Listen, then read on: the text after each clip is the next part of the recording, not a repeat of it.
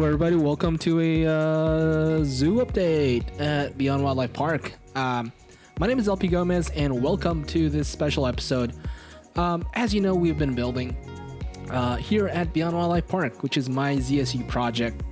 If you're not aware of what ZSU is a role-playing server where a bunch of us basically pretend to be owners of different zoos all over the world, and I happen to own a zoo here in St. Louis. So in this project, I'm kind of building out a loosely inspired zoo, a zoo loosely inspired by the St. Louis Zoo. Wow, that was quite a mouthful. I'm getting my bearings here with the new mic setup. As you notice, we are now live. I'm not recording this in post.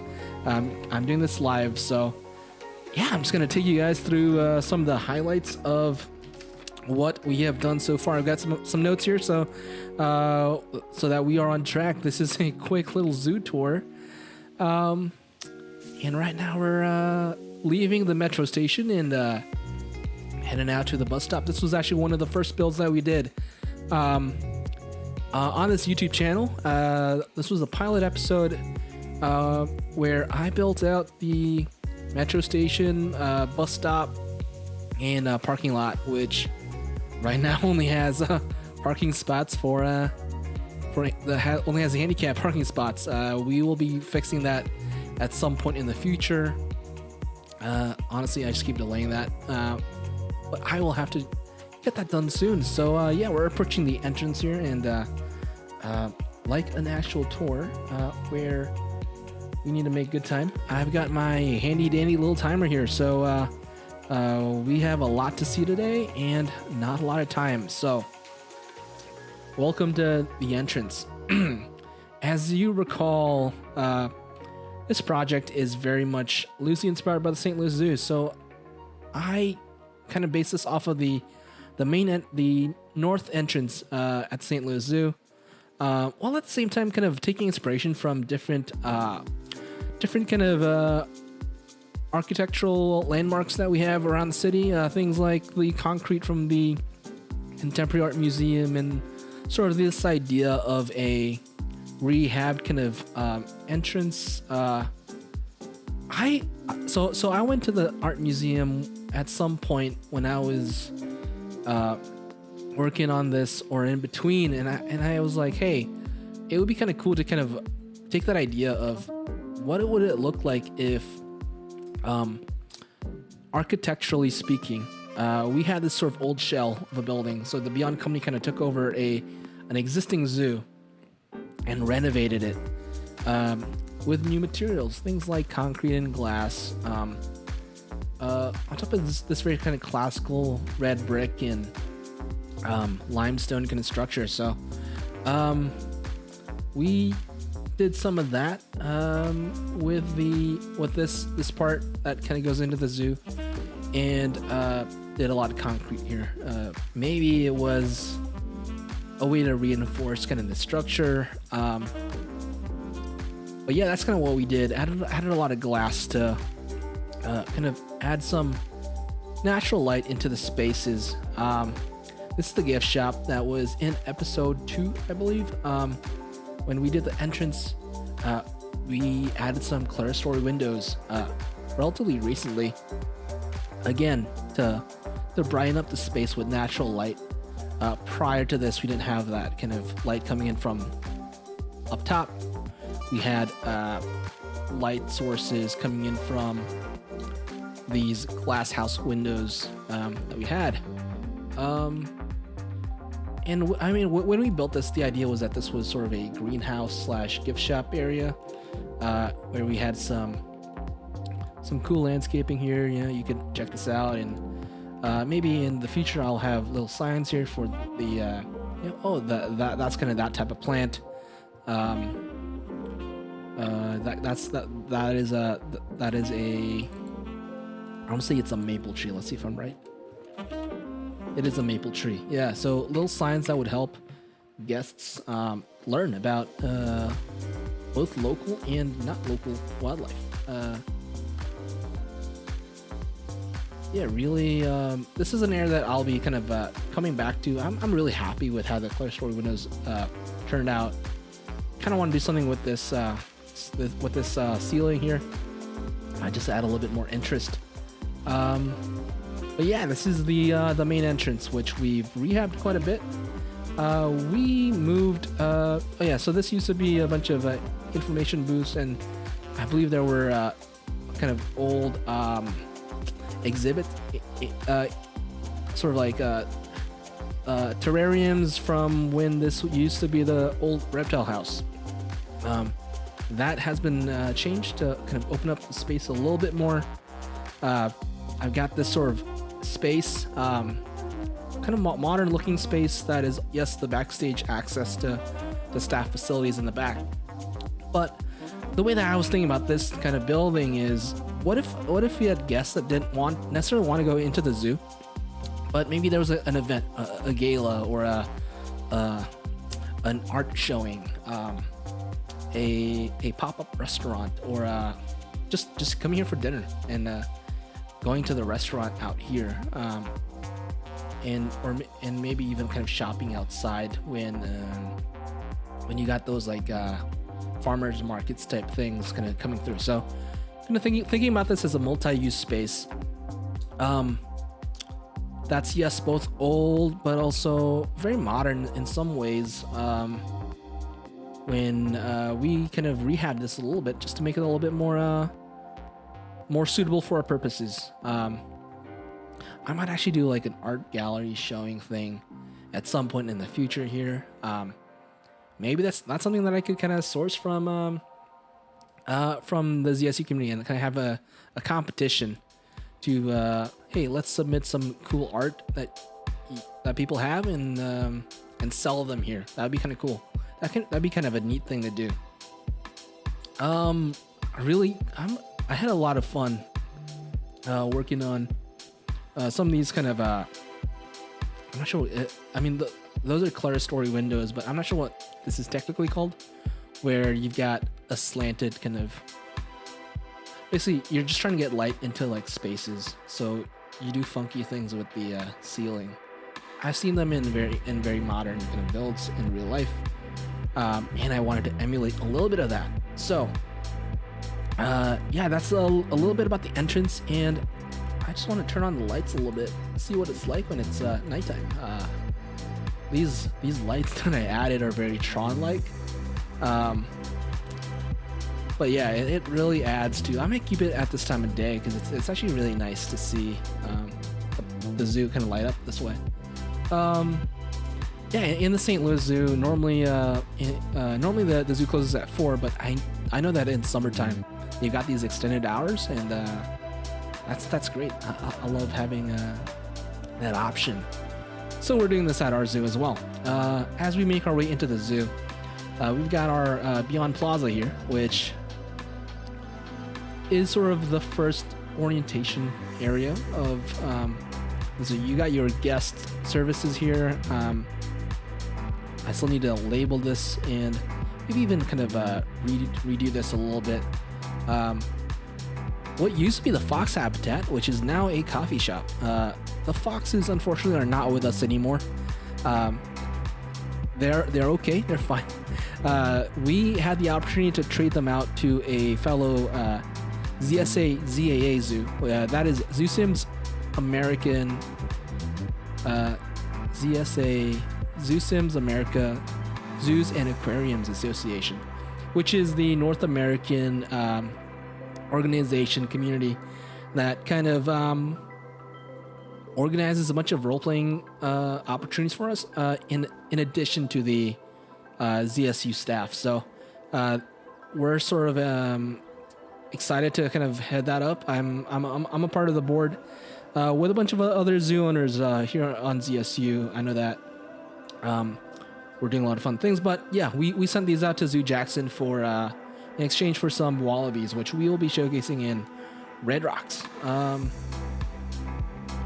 With the coffee shop, hopefully we'll get to get some civets. The civet is a really cool animal that I know that here in the U.S., the Nashville Zoo has one of the has like a baby civet or a civet breeding program or something of that sort. It's one of the few North American zoos that have that. But the civet is a cool animal that eats berries and poops it out, and that poop is really great for coffee. So we'll hopefully have it here, not to make her coffee because that would be exploitation, but maybe as a point of education of, hey, this is actually like, there are people out there that kind of do this in an unsustainable, exploitative way, but you could also do this in a non-exploitative way where it's all kind of wild harvested poop instead of locking them up and forcing them to poop. That's kind of messed up. But yeah, this is a little coffee shop area, little cafe. Got this outdoors access point if you just wanted to grab and go, or if you wanted to just hang out here at the zoo and spend some time, I don't know, working. If you wanted to, you can set up a laptop here and just enjoy. Yeah, the cool thing about the St. Louis Zoo is that it's free for everybody. Maybe and beyond Wildlife Park, it's free for people that live in the state of Missouri. So if someone were to live in the neighborhood, I think if I lived in the neighborhood and I had free access to the zoo as a resident of the state of Missouri, or resident of the city of St. Louis, because we got to make that revenue somehow. I don't need to buy a ticket, and I just walk in, go to the coffee shop, and just work out here and see some animals if I wanted to, and really kind of hang out here. I still need to add some chairs and maybe some shelving with merchandise. That'd be kind of cool. There's a whole new gift shop prop pack that I got that Nicholas Lineryder kind of built and developed. It would be really cool to get some merch. In fact, Beyond will be announcing a really cool partnership soon with a coffee distributor out of the Philippines. Fellow ZSU member is working with me on that project. Walking out here, we get to see some animals here. We see some ducks out here, some swans as well, and some beavers, hopefully. We've got 2 beavers in this habitat. This is the beaver habitat that we shot a couple days ago. I think it was published about a week ago in our River's Edge, Missouri section. So this kind of area has undergone a lot of changes since we last built it out. As you've noticed, we've eliminated that kind of second viewing area to make room for backstage access for our aquariums, which we'll talk about in a bit. But also kind of focusing the experience of walking through River's Edge, Missouri, into this one path where guests kind of are literally on the River's Edge. Oh, check out that beaver. He's hanging out there. Guests are literally walking along the River's Edge and are able to see, check out that otter, things above water and underwater in a really kind of cool way. There's just like a cool concept nowadays of immersion without compromising on animal welfare. And that's sort of an idea that I'll play with in this build. In the Beyond build in general, where you'll get things like the Primate house, and if you've seen the lemur project, it's sort of an old school approach to keeping animals, where animals are treated more like things that you'd find in an art museum. So you've got galleries. That's a very common way of displaying animals back in the 20th century. Kind of in the late 1800s, 1900s, when zoos started becoming a thing, keeping them in galleries instead of creating these naturalistic habitats for them. So I'm sort of playing with that a little bit, where because we've acquired this old zoo, presumably this was a zoo established back in the back in the turn of the century, 1910s, 1920s. And then in 2020, Beyond Wildlife Company took over. We have to sort of make do with what already existed, but obviously we want to make sure that things are great for animals. As a ZSU zoo and a ZSA, ZAA member, animal welfare is a big important thing for us. Therefore, you'll see a lot of kind of extensions to things. We tore down that old stable, this old like stable area, and like added this additional thing that's adds more space for the animal, adds more shelter. You'll see a lot of that in the Primate house when we check that out later. But that kind of juxtaposition of old and new to me is very interesting. I've had some exposure doing some architecture during college for about a year or so, and for me that was sort of a cool area of interest. Is what does the old and the new look like? I happened to spend some time in Italy for a bit, kind of studying that. I mean, you see it here with the Tadao Ando inspired beaver house, and then you got that old looking, I don't know. You see a lot of these I see a lot of these in like parks and stuff, where it's like, it's like an old European style pavilion, because Missouri has a lot of European influences, especially back in the, in the old stuff, like things in Forest Park and in the art museum. It's very like European aspirate. I felt like the architecture feels like it's not quite an American architectural style. It's really aspiring to be European in very I don't want to say tacky ways, but in some sort of way. But as you can see, we've added some more shelter because there was not enough shelter for the otters out there. We come across this sort of crossroads here. We'll be hitting up this pathway a little bit later towards the end of the video, because that's kind of where our future plans are going, is to expand this River's Edge area with River's Edge Asia. We actually have some really cool Asian animals that we're excited to showcase, but for now, I'm gonna run real quick to the aquariums. We got a bunch of fish, and this was something that I wasn't expecting to kind of have in the zoo. But we were able to get a lot of North American fish through the. You were able to request animals at one point and request some fish. So I was able to get some North American fish like catfish, bluegill, and pumpkin seed, and a variety of other things. There have been events and contests that I've been a part of where I've actually added to that collection. So I figured that at some point, because we had a River's Edge area with which kind of showcased not necessarily aquatic or semi-aquatic animals, but animals that had a relationship of some sort with the Riverside or was a part of those ecosystems.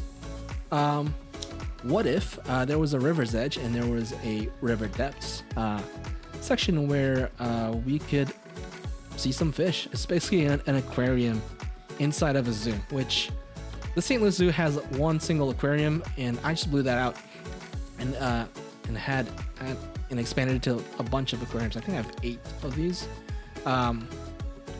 It takes you through the 4 faunal zones of Missouri aquatic habitats, which I'm gonna turn the lights on real quick, because this is one of my favorite parts of the River Depths exhibit. Is when you walk in, there's this kind of really cool glow. I've got some lights up there that gonna help kind of give this kind of cool glow to the habitat, to the tanks. And basically when the color changes, so you see that we're seeing blue here, right? When it changes to yellow here, you're moving through a different faunal zone. So we just left the Ozark faunal zone, which right now, yes, is empty in Planet Zoo, but I think I've got some smallmouth bass here, and something else here. Maybe this one's empty and I'm waiting on stocking this up with something really cool. Smallmouth bass, still waiting on the update to the mod. Something cool. A lot of fish don't really have mods. A lot of the fish I have don't have mods yet, so it is my hope to eventually talk with some of the modders and commission a couple North American fish mods. For example, this is the Big River Funnel Zone, and it's got a bunch of fish. It's got some long-nosed gar, some carp, and some largemouth bass, but technically in this exhibit I also have some channel catfish. I think that's it, but especially the channel catfish, I would love to have that modded into the game, mainly because it's a really cool animal, and it is Missouri's state fish, so it makes a lot of sense for us to kind of highlight that in this Big River tank. You can see those lights up there. Yeah, this is very, very, very much inspired by the St. Louis Zoo's one tank that they have in the River's Edge, Missouri part.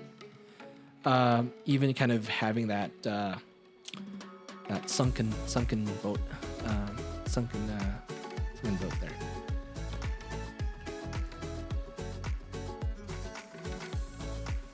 We move into this green area, which is the Lowlands Faunal Zone.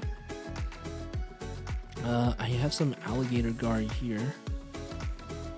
I think that mod is still in 1.8, so I'm just waiting. I'm just waiting on that mod. It's gonna be really cool when you got a bunch of fish in here. I know that these bluegill really kind of make the tank super cool looking. I'd love to add some more fish in here, whether it's bluegill or things that could live with bluegill. And then this tank is really exciting because I've got about 50 minnows, 50 shiners, red shiners, which is a type of minnow here in Missouri's lakes and rivers. Just having 50 of those just hang out here, right? It's they're small, so 50 of them could fit. I think 50 of them will fit the space really nicely. And as we exit river depths, we get to see a look at the Flamingo Lagoon. And you might get a, in Planet Zoo, the flamingos don't fly, but because we have them kind of in a free flight aviary, because it's netted and we don't clip their wings. Like imagine guests being able to see flamingos fly, kind of figure, as they exit and re-enter civilization. Bring it back to the afternoon, because the afternoon is the best time. I think it's the best time to look at things in Planet Zoo. Alright, so that is River's Edge depths, and now we're gonna jaunt on over to the Oasis, Red Rocks Oasis.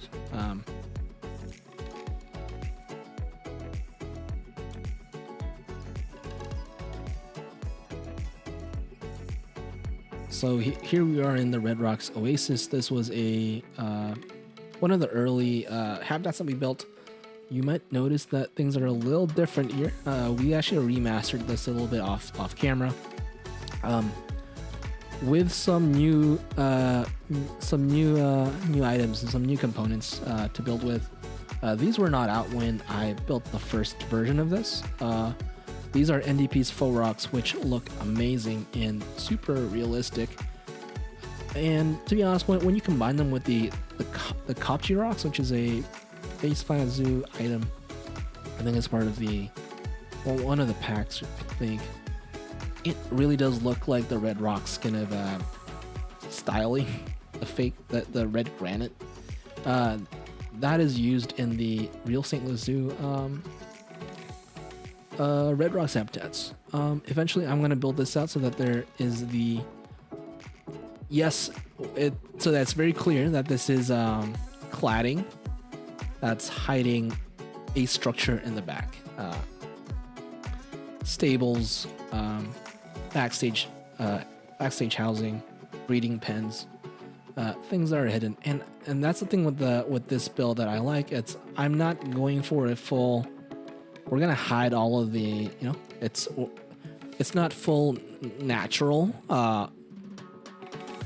There's a clear kind of distinction between the built man-made environments and the fake natural. That's used to sort of simulate a natural habitat. And yeah, I just wanted to play with those juxtapositions, things like old versus new and man-made versus nature, and even different kinds of animals from different continents living in the same zone. A lot of zoos gonna do a specific, Asia trail or Africa zone. The thing that I really like about the St. Louis Zoo is being able to sort of play with that a little bit. So the Red Rocks kind of zone in the St. Louis Zoo is for hoofstock and mammals next to predators.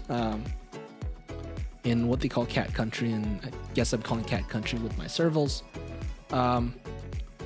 Again, juxtapositions of prey and predator, and even kind of I'm planning to put some Chicoan peccary here, right? A South American animal. That's South American animal next to some cheetahs. Even this pavilion area, and I'm kind of going off script here. This pavilion area, which will oversee another African yard, focus on sort of animals from the Horn of Africa, so kind of Somalia type area. Really, I just want to get some Somalian wild asses in here, and there's some other cool Horn of African animals. The camel, which is associated with the Middle East. Next to the New World, right? The America, Australia, the wallabies and the bison and wapiti. Again, this pavilion it's the juxtaposition of old world and new world, right? So yeah, I'm just playing with these ideas. To me, and that's kind of the fun thing with Planned Zoo is you could do whatever you want, and really be creative, in that regard. So, we've got couple more things to check out real quick. Flamingo Lagoon. We are making good time.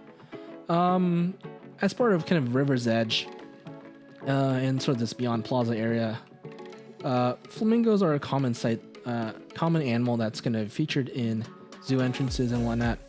We have built out Flamingo Lagoon, which, if you recall the first animal cam video that I did a couple days ago, we kind of put a camera in the middle and just hung out with some flamingos for like 20 minutes. This sort of kind of marks the end of the man-made area with this cafe. I still need to brand this a little bit. So you've got this sort of pavilion cafe area that enters into River's Edge. So kind of that distinction of nature and built structures. Flamingo Lagoon's a cool place to hang out. Again, check out the Flamingo Cam video. Yeah. Still a small area here of flamingos, and eventually scarlet ibises once those mods are updated, and maybe other South American waterfowl as I build this out. Maybe it's like pink themed things. I'm not sure what I was gonna do a little kind of arcade here. Again, inspired by Tam Ave Nomad Bar here in St. Louis. They have a cool kind of game section out back. So again, just taking inspiration from all my favorite places around town and integrating it into a zoo environment. All right, I'm gonna fly and pop out here and do one more thing, is check out the Primate house. That's the next big thing that we will do.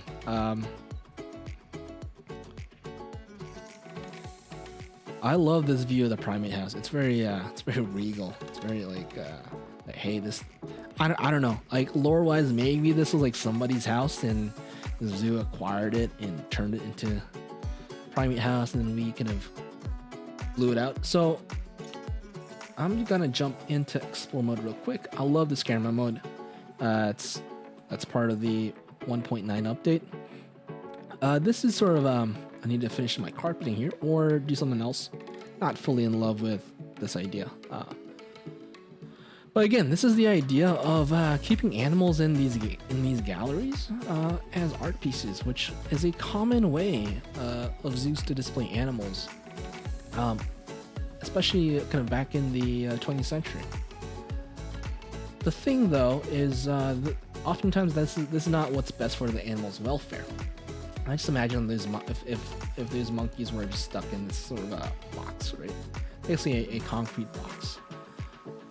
Beyond Wildlife Park has sort of kind of come in and we had to make do with what we have. So we've done things like build out extensions to increase climbing space, or even outdoor areas, so that the monkeys could get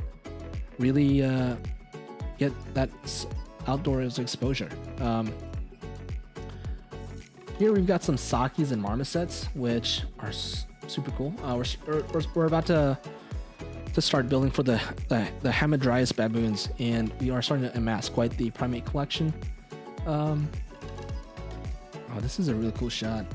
The sakis and the marmosets. Yeah, the marmoset was modded by a leaf, which very much thankful for. It's very, very, very well done, and it definitely shows. He's a big monkey fan, and it definitely shows in the model.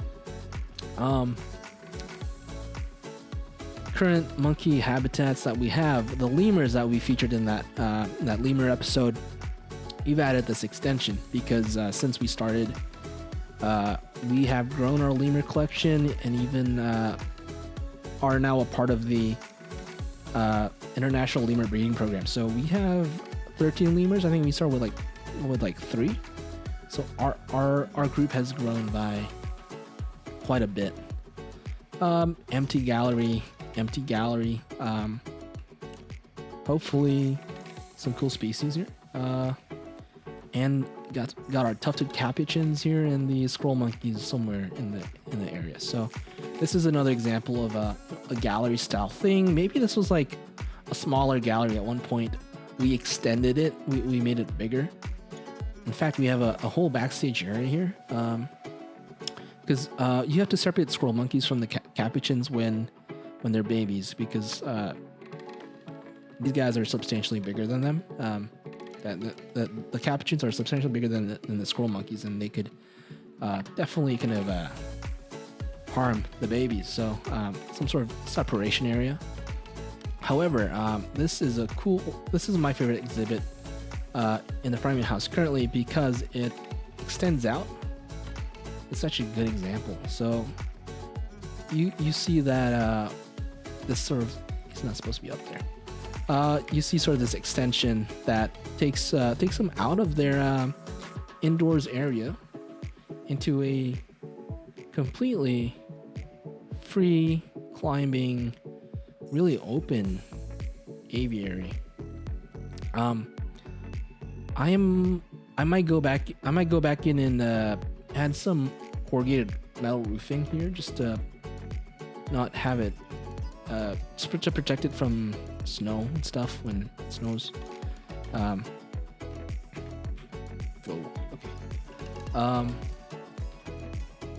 But yeah, no, you got this sort of really cool like fake rock wall and some crazy climbing structures. This was one of the so we got squirrel monkeys. It was part of a collaboration, the start of a collaboration and partnership with some really cool South American zoos. So that's the thing with international kind of collaboration in ZSU.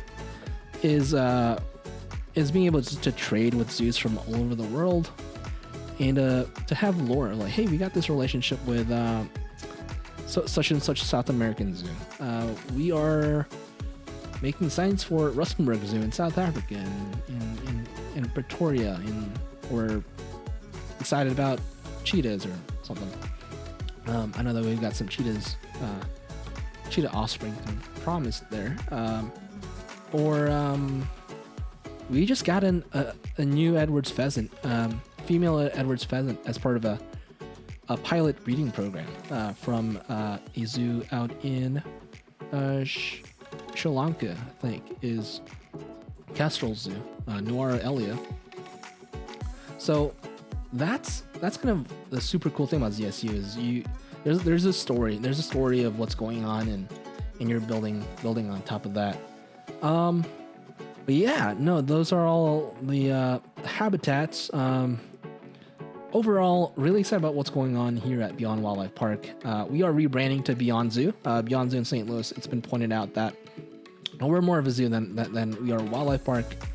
And given that we're basing this off of St. Louis Zoo, I totally agree. So Beyond Wildlife Park was a little bit of a misnomer, although you could argue that this is going to become a River's Edge. This could become a River's Edge Wildlife Park at some point.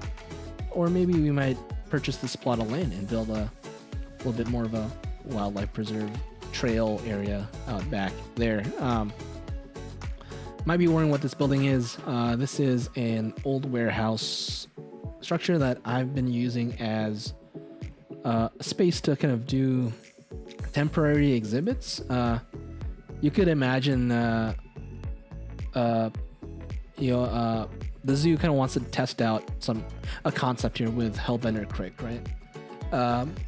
And it was successful, and now we'll be moving Hellbender Creek out to a herpetarium, to a legit herpetarium that we're building fresh, not rehabbing. We're building fresh because we recently acquired a bunch of reptiles and amphibians. This is really like a traveling exhibit for the Geology Society in Missouri. This was part of an event that allowed us to get some of our grizzlies and peccaries.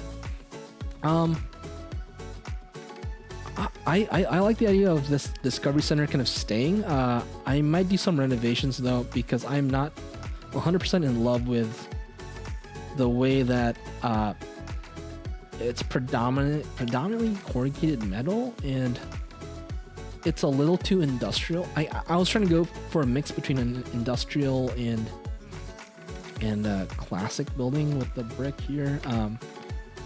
But to me, it feels like one of those, back when I was in school, we had like a building that was very brutalist in its kind of approach, and people either loved it or hated it. I feel the same way with this kind of warehouse. What I could see happening is keeping, kind of tearing this all down, and creating a really cool facade out here that faces Grizzly Ridge and a potential farm out here, farm animals out here. So that would be really cool. Definitely doing something over here, because this is sort of a main focal point when you're kind of walking this way. But kind of maybe we'll maintain that warehouse aesthetic in the back here. Maybe this kind of becomes blocked out or used as backstage holding or something like that. So lore wise, this is an old warehouse. We're kind of using it for a bunch of different things right now. But with the herptiles, we're moving this whole kind of section out into River's Edge. River's Edge is going to kind of actually, this is a good time to drop into River's Edge, Asia, and just give you guys a preview of what's coming up. What's next in Planet Zoo? I'm gonna drop off over here because this is super cool, and I love this kind of transition. Yeah, we just left that kind of Plaza, Beyond Plaza, and we're entering River's Edge, Asia, and just hear that. the waterfall, the bamboo. You are immediately transported out of the hustle and bustle of the city into this sort of walking path. You'll start to see something really cool here. I'm hoping to get Bobby Russo or some sort of a small thing from a small river-related animal from Asia. I know that the Red River Hog is like is one that we have in the actual St. Louis Zoo. So I was going for the Bobby Russo or the Bornean bearded pig. Would be kind of a cool addition here, just to greet you before heading into our main area here for Asia, which I'm really excited to build. This will be the next build that I do. Probably will be the next episode. Is this sort of Indian Riverside area with water buffalo, chital deer, and black buck. So just basically imagine sort of Red Rock's Oasis, but Asian, and then in this kind of more naturalistic environment. We'll have a waterfall, and I'm kind of loosely basing this off of the elephant yards that we have in the St. Louis Zoo. Hopefully I can get some elephants in ZSU and expand this out to include some elephants. Probably not an insane habitat, but maybe kind of connected to it. Kind of this is kind of a spot for guests to relax. Again, going for more of a wildlife park feel in this River's Edge area. And also, really excited about this. We got some painted dogs, African wild dogs that might live here. And basing it off of the Purina Painted Dog Preserve that we have in the St. Louis Zoo. Maybe even with the termite and the little termite thing, the octagonal viewing gallery glass and natural stuff in the back to hide stuff. Like basically, you'll have painted dogs here. You might have something else here. So we kind of use foliage to not have them see each other because they would freak out. We got some Nile crocs here, so it'd be kind of cool to here. We're in Asia. We're moving into Africa. So it's River's Edge Asia, River's Edge Africa. Being able to see some crocs and hopefully some hippos soon out here. Oh yeah, it's gonna be hippos here. Maybe dwarf mongoose if I could swing that here. But that's kind of what's coming up in the future here. Yeah, we'll tear this down, build that up. We'll be spending a lot of time in River's Edge and Red Rocks. I need to get my species count up a little bit, so being able to knock out 3 species out here. 2 species in the Frontier American Yards and 2 species of wallabies here would do me a lot of good. And I'm really excited to get started on the grizzly bear and the farm animals because that's a lot. And eventually the herp house. But yeah, guys, thanks so much for joining me on this little zoo tour. I know this is a little different from the build and talks, but I'm really proud of the current state of Beyond Wildlife Park or Beyond Zoo. Gotta get used to the new name here. And again, thank you so much for hanging out with me and watching my videos. I appreciate all the support. If you enjoy this kind of content, do leave a like and subscribe, and leave a comment. I would love to make this feel more like a community zoo. Again, questions like, or having conversations with you guys, so we can answer, so I could kind of design and build along with you guys. Like, what should this look like? I know this is a pavilion, and we'll talk about continental drift and Pangea and all that, but like, what would that structure look like? I'd love to get some input from you guys. Or hey, maybe I shouldn't, maybe this is too small an area for baboons. Like baboons need some outdoor space. So again, which gallery do I put the baboons in? Again, love to make this more of a conversation. I know that I'm having that with some of you in ZSU, but hopefully this would be a great way to get to know new people on YouTube. And if you like what you guys are seeing, maybe you guys will join ZSU. We're always looking for new people to join. So with that said, thank you so much, and I'm gonna take you guys on a flyover tour of the zoo as we X out here of the this episode. Keep an eye out for the water buffalo, chital, and black buck episode, which is coming up next. So with that said, thank you so much, everyone. I am LP Gomez, and I will see you next time.